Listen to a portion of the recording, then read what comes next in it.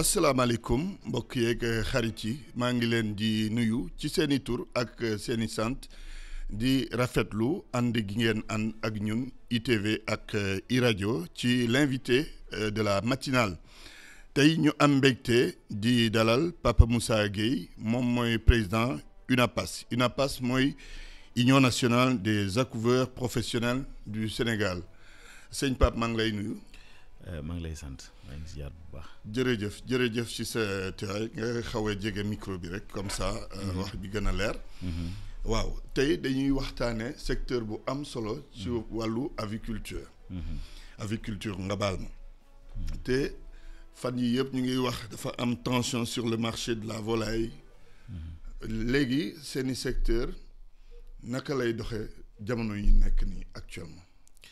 waaw maa ngi lay ziar bu baax ci la nuyu di nuyu ñëpp ñi ñuy déglu ci émission bi di kontaan sur l'invitation parce que y a eu quelques informations yu génn récemment donc di rafetlu intention bi ngeen am pour leeral askan bi liy xew ci aviculture actuellement notamment ci production de poussins actuellement. sunu secteur bi actuellement dafa nekk ci difficulté secteur aviculture nekk na ci difficulté un tout petit peu mais partout dans le monde. partout dans le monde. partout dans le monde du Sénégal kese. mais loolu lu ko indi. li ko waral mooy que ne dafa am lu ñuy woowee OAC mooy œuf à couver. moom moo nekk. matière première bi nga xam ne moom la ñuy utiliser maanaam nen bi ngeen di jël. nen bi ñuy jël di ko dugal. ci couvoir yi. pour mu produire nekk ay poussins. nen boobu noonu dafa nekk en rupture un peu partout dans le monde cela veut dire que ne l'offre est supérieure l'offre est inférieure à la l'offre demande. est inférieure à la demande. mu am benn tension bu am au niveau international. bon day faral nag di am chaque année parce que ay mise en place la des fois mu manqué mais manqué bi mu manqué pendant aussi longtemps gëjoon naa am depuis longtemps. d'habitude ñaata temps la doon durer. bon da doon am des fois on a connu des moments yoo xam ne dañu am tension pendant 2 mois 3 mois. après mu wàccaat mais là ça fait quand même plusieurs mois que ñuy dund loolu. te dunduñ ko Sénégal kese ñu ngi koy dund un peu partout dans le monde. ñun on était aux États-Unis ci salon la semaine dernière. Ils nous ont informé que ñoom dañuy importer presque 30% de leurs besoins te c'était Amérique. C'est quand même une grande puissance internationale qui font presque 10 milliards de poussins par année donc voilà tension bi mi ngi am fépp gën na métti nag ci ñun parce que amuñ suñu propre production. gën na métti production locale Sénégal am na mais dafa bëriwul. waaw am na ñuy produire fii nii au Sénégal mais doyul par rapport ak li ñu soxla Sénégal donc dañu am benn dépendance à l'international dañuy importer presque 90 millions d'OAC par année dafa bëri. donc cette dépendance là moo tax marché international bu amee tension rek dañ koy ressentir. maintenant li ñuy wax nii c'est pas nouveau ñun en tant que association. waxtaan nañ ci ak ñi ñu ci war a waxtaanal il faut savoir quand même que ne Sénégal le secteur de la volaille l'aviculture est quand même bien structuré. On a ce qu'on appelle une interprofession avicole sénégalaise IPAS. IPAS dafa am lu ñu woowee 4 collèges des provendiers. mooy ñi nga xam ne ñooy defar aliment bi. am collège des accouveurs mooy ñun. ñi nga xam ne ñooy produire poussin bi. am collège des producteurs ñi nga xam ne ñoom ñooy produire ginaar yi. am collège des prestataires mooy vétérinaires yi et cetera. donc structure bi mi ngi fi donc lépp lu ñuy def dañuy toog waxtaanee ko ñun suñu biir en tant que professionnel. déggoo ci. et cette association là et ce sont les professionnels ñoo koy gérer. état bu soxlaa wax ci aviculture ñun lay waxtaanal. donc structure boobu noonu am na ba pare. ba problème bi amee. on a discuté entre ñun waxtaan ci. waaw léegi c'est vrai il y a le problème. Production nen yi ak nu mu jafe actuellement nii. mais yan jafe-jafe ngeen jànkonteel au-delà de ce problème bi nga souligné léegi nii. Est-ce que y a d'autres difficultés yi nekk ci secteur bi? Bon, actuellement vraiment le secteur de la volaille mën naa ne principale difficulté bi ñu am loolu la. On a aussi une problématique liée à l'inflation, donc affaire yi cher na mais loolu tamit ñi ngi def ay jéego. li ngeen di jënd dafa cher. pour nen à couver yi dafa cher. Oui. Donc on a dû être obligé de yokk prix poussin bi. Donc il y a une communication qui a été faite l'année dernière en septembre avec comme j'ai dit tout à l'heure l'interprofession ak acteurs yëpp ñu toog waxtaanee ko ak ministère bi. invité ñu waxtaan si ñu ne ko monde bi fii la toll nen bi yokku na nan lañ mën a def pour mën a assurer Sénégal production de poussin bu doy. mu waxtaan si ak ñun ministère bi aussi xamal ñu ne ñun on doit mettre les moyens pour indi assez de poussin fii Sénégal. ñu yokk ñu def une première augmentation au mois de septembre.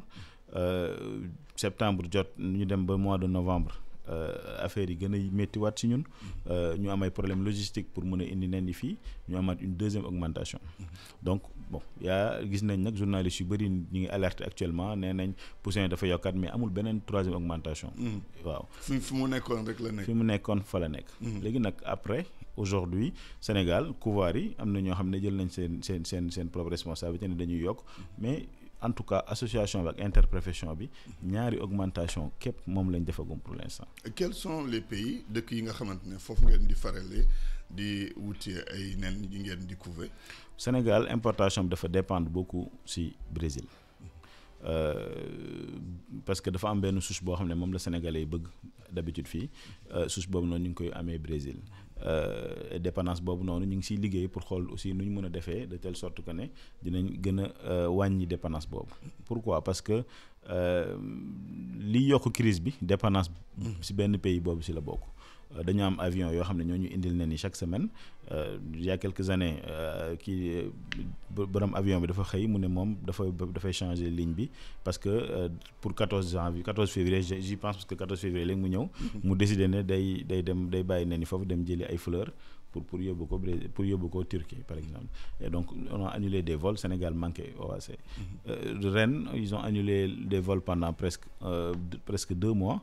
Parce que dañoo amoon benn contrat pour dem jëli ay séries au Chili donc dépendance boobu noonu baaxul si ñun moo tax solution bi. C'est justement solution dinañ ci yegg parce que nag mënuñu toujours di dépendre ci extérieur. Premier ministre président de la République mën naa wax nouvelle autorité yi. lu ñuy wax mooy souveraineté alimentaire. Mais souveraineté boobu yéen vous êtes assez bien organisé comme secteur mais lu tax doo leen liggéey de sorte que au moins. Le minimum de production ngeen mën ko am dépendre tout ci l'extérieur. Je pense que loolu moom c'est un besoin qui a été clairement identifié. Sunu njiit yi sunu ministère de tutelle chaque jour mu rappeler ñu ko nañu il faut que ñu arrêter importation de OAC yi en tout cas il faut que ñu dem ba Sénégal mën a être souverain en importation de OAC. Il faut savoir que ne am na ñu ko def Sedima par exemple si je peux citer. Oui. C'est une entreprise moom ba muy doog a commencer la investir sur le pro. Donc mooy produire moom moo ngi produire boppam ay nenam. Mais ñi ngi siy liggéey sauf que bëgguñu louper la coche comme on dit. Parce que dafa am ay préalables yoo xam dañ ko war a régler. muy notamment sur le plan sanitaire. Il faut que ñu maîtriser sunu cadre sanitaire dëkk bi. Parce que ay reproduits ay caaxaan mënuñ ko def ba pare maîtriser wuñ sunu cadre sanitaire. Donc ñi ngi si liggéey bi on a un programme bien cadré pour pouvoir génn si dépendance boobu noonu. Produire suñuy reproduits. Est-ce que du woon solution Sedima. Puisque day produire mu yokk production mun a assurer une bonne partie. À vous les acteurs yi fi nekk fii Sénégal.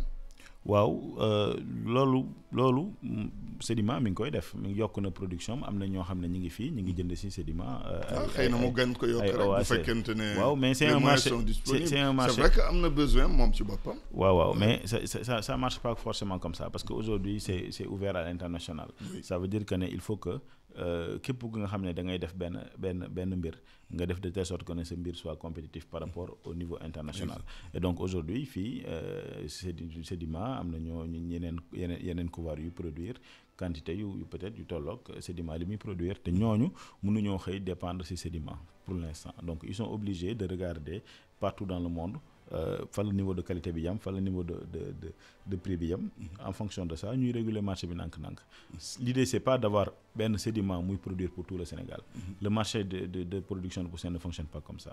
Il faut que acteurs yi ñoom ñu évoluer pour mën a produire ñoom ku nekk sa bopp say propres. C'est important parce que li ministre wax itam c'est important mais il s'agit pas de dire il faut que ñu arrêter importation bi est-ce que joxe na ay piste yu leer foo xamante ne mën ngeen fa jaar ba ñu arrêté boobu importation. Oui tout à fait.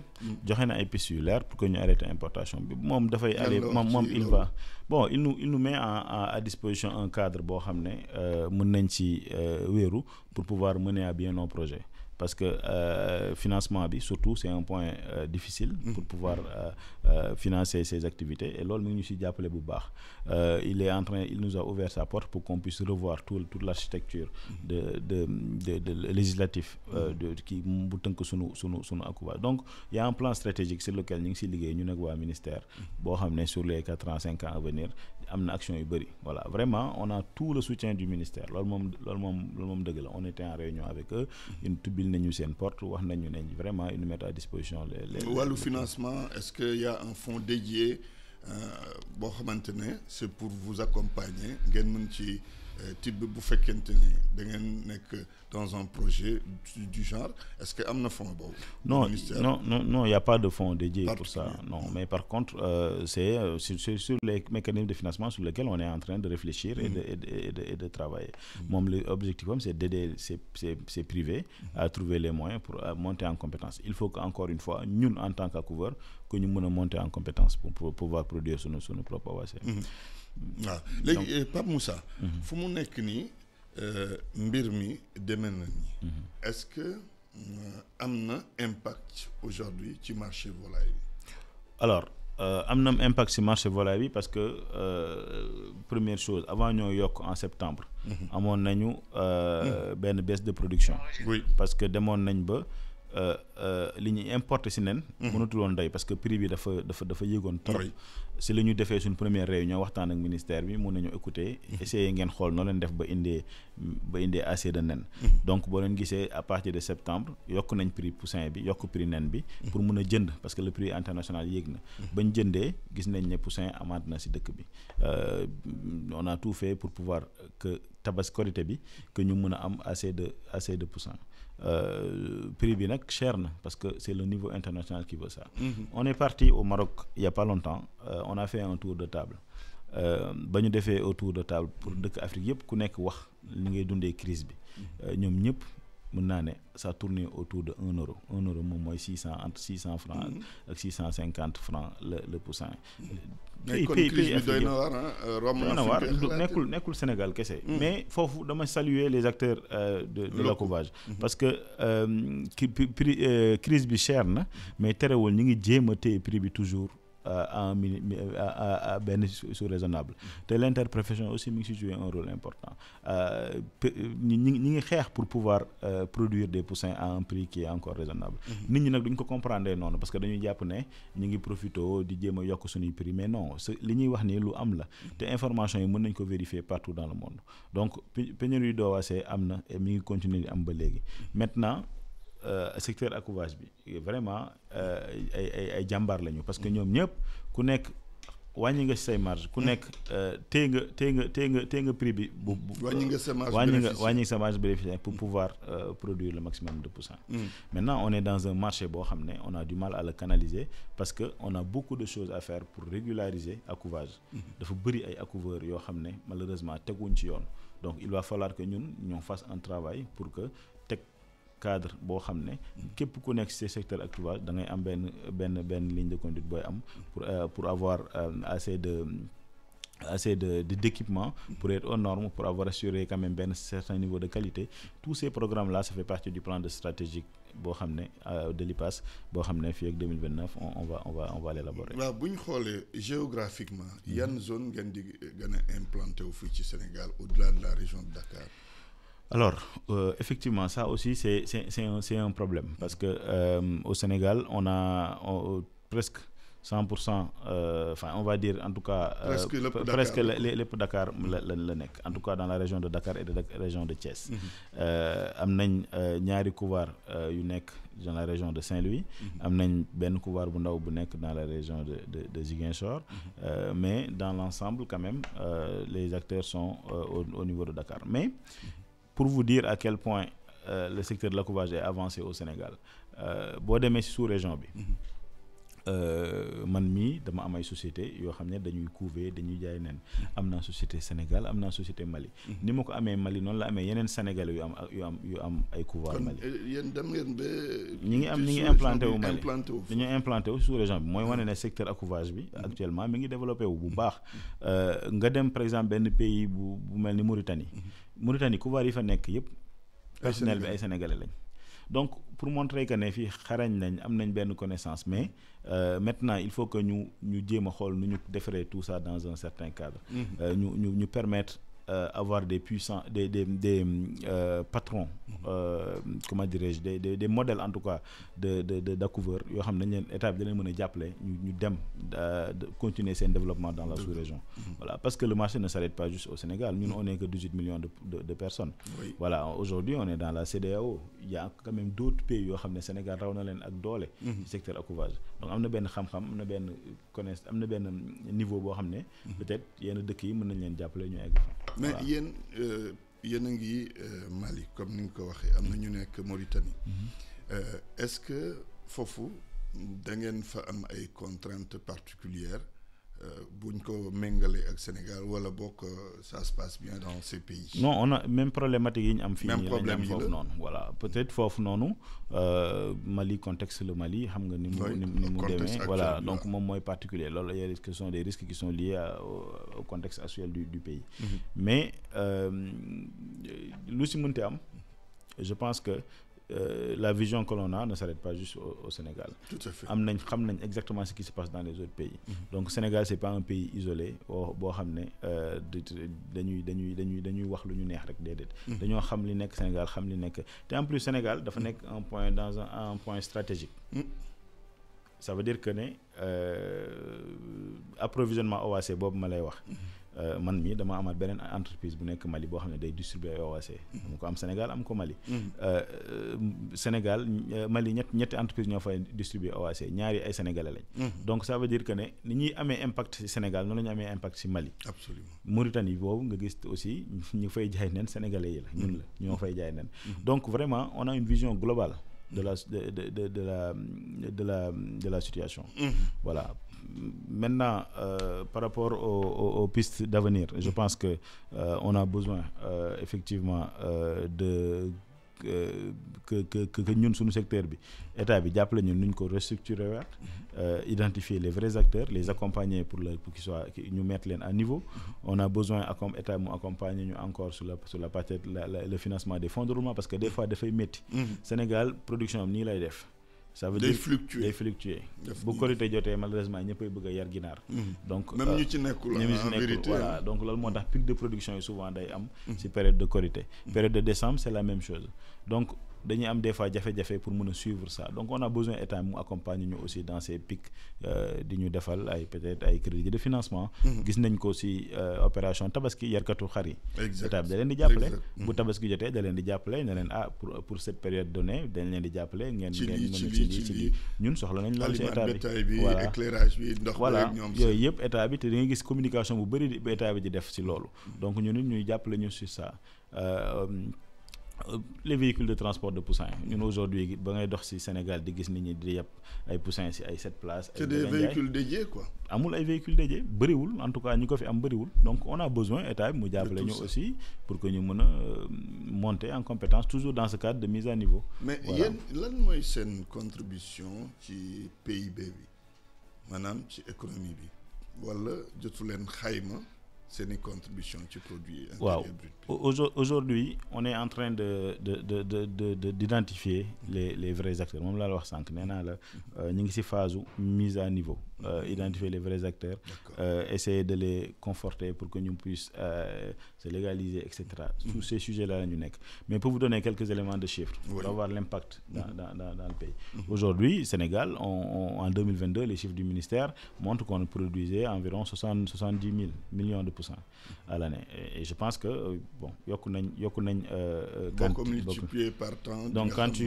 quand tu dis aujourd'hui 2022 2024 on arrive à entre 80 et 100 millions mu ngi progresser chaque année des progrès en plus on a des objectifs clairs d'augmenter la consommation de poulet au Sénégal ak ay pass on a des objectifs qui sont très clairs am fu ñuy war a jógee tey am fu ñu war a egg demain te loolu ça veut dire que il faut que ñun secteur aquavage bi qu'on puisse suivre mais même si on part sur une production de 80 millions par année poussin bi di jar autour de 550 je vous laisse faire le calcul pour voir l'impact économique qu'on a.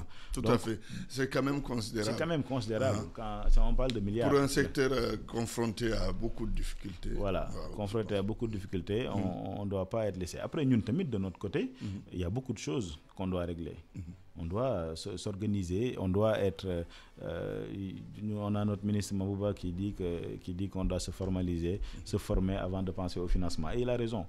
Voilà, on doit se formaliser. On doit pouvoir, aujourd'hui, ñu ngi wax waxu impôt, on doit pouvoir, ñun, aussi, tous les acteurs de l'aquavage, avoir la possibilité d'avoir un cadre qui te permet de pouvoir payer ses impôts, etc., etc. Donc, il y a un vrai travail de fond qu'on est en train de faire. Il y a quand même beaucoup d'accouveurs qui sont aux normes. Il y en a plein.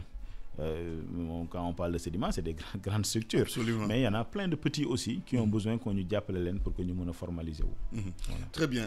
Am na benn acteur au secteur avicole bi ñu interrogé ci semaine bile mu ngi doon wax problème mu nen yi mais wax na itam problème mu cuisse yi xëy na sax yooyu du sa domaine. Mais il a parlé de la concurrence mais aussi production boo xam ne duñ ko jaay aussi loolu c'est des problèmes qui sont dans le secteur. Est-ce que état bi def na ci ay efforts par rapport à la concurrence des cuisses yu ñuy commercialiser fii ci Sénégal? Alors premier effort bi état bi def mooy fermer frontière parce que des fois dañuy am loo xam ne dañu fournir un acquis. Alors c'est pas un acquis boo demee fii à côté en Guinée. Ils importent encore le poulet. Je vais encore aller plus loin en Gambie sunu pays bi nga xam ne mi ngi ci biir Sénégal. La loi leur permet d'importer du poulet. Donc loolu mooy sunu te loolu ça a permis au secteur de se développer. Maintenant effectivement il y a une importation frauduleuse de cuisses de poulet et cetera ñi ñaan état bi mu gën ñu jàppale ci loolu. Je pense que il y a un plan aussi à avoir pour pouvoir avoir plus de contrôle. Mais en tout cas cadre légal bi pour interdire ko mi ngi fi. Maintenant c'est avec la douane avec les équipes de la douane et de l'état la ñu war a liggéeyandoo ensemble. Beneen chose bi mooy des fois production bi nga xam ne mënuñ ko jaay.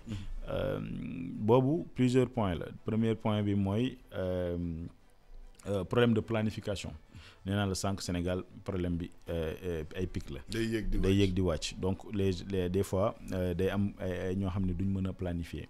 Deuxième point bi mooy les investissements. Sénégal des fois malheureusement dañuy am problème pour investir li mu war pour pouvoir produire un poulet dans des normes pour pouvoir avoir un résultat dans des périodes qui sont dans des moments qui sont acceptables dans des durées qui sont acceptables. Donc investissement boobu dafa des. Voilà troisième chose mooy problématique de abattoir ak ay stockage. Ça veut dire que on n'a pas assez d'abattoir. Et suñu abattoirs yi des fois ay industriels lañ donc duñ mën a jël production yu ndaw ñi. Ce qui fait que vu que production bi day def nii. dañuy am période boo xam ne dañuy am ginaar am période boo xam ne dañuy ñàkk ginaar. Donc planification bi boo ko kiiwul rek mën nga am problème. jërëjëf Pape Moussa Gueye maa ngi lay gërëm di la sant. ñu doon waxtaanee secteur bu am solo temps bi jeex na gaaw na de. gaaw na trop maa ngi gis ngay xool montre bi. ma fàttali auditeurs et téléspectateurs yi yaay président Union nationale des accouveurs professionnels du Sénégal maanaam lépp lu jëm ci wàllu nen ak poussin mooy seeni liggéey jërëjëf. Merci beaucoup.